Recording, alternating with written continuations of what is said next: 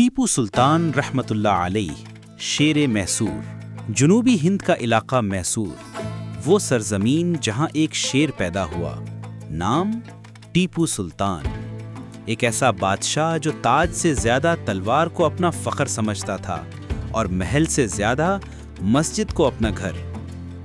ٹیپو سلطان بچپن ہی سے بہادر، ذہین اور ایمان سے بھرپور تھے۔ ان کے والد حیدر علی نے انہیں قرآن، علم جنگ اور سیاست سب کچھ سکھایا، لیکن سب سے بڑا سبق تھا کہ بیٹا، غلامی سے بہتر ہے عزت کی موت۔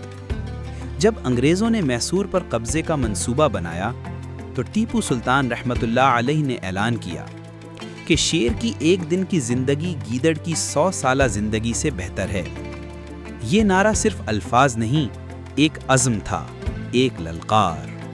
میسور کی سرزمین گرج اٹھی، توپیں دہاڑنے لگیں اور ٹیپو سلطان اپنے گھوڑے پر سوار میدان جنگ میں اترے۔ 4 جنگیں ہوئیں انگریزوں کے خلاف۔ ٹیپو نے ہر بار انگریز فوجوں کو حیران کر دیا، اپنی نئی ٹیکنالوجی، اپنے ایمان کی طاقت اور اپنی غیرت سے۔ آخر کار جب غداروں نے راستہ دکھا دیا اور انگریز قلعہ سرنگا پٹنم میں داخل ہو گئے تو ٹیپو سلطان نے اپنی تلوار ہاتھ میں لی اور کہا کہ میں آج بھی اللہ کے بھروسے پر لڑوں گا، کیونکہ موت تو ایک بار آنی ہے، بہتر ہے یہ موت آزادی کے لیے ہو۔ وہ لڑتے رہے، زخموں سے چور، مگر پیچھے نہ ہٹے۔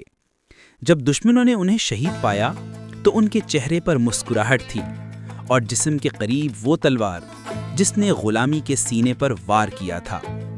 آج بھی تاریخ گواہ ہے، ٹیپو سلطان مرا نہیں، وہ ہر اس دل میں زندہ ہے جو آزادی سے محبت کرتا ہے۔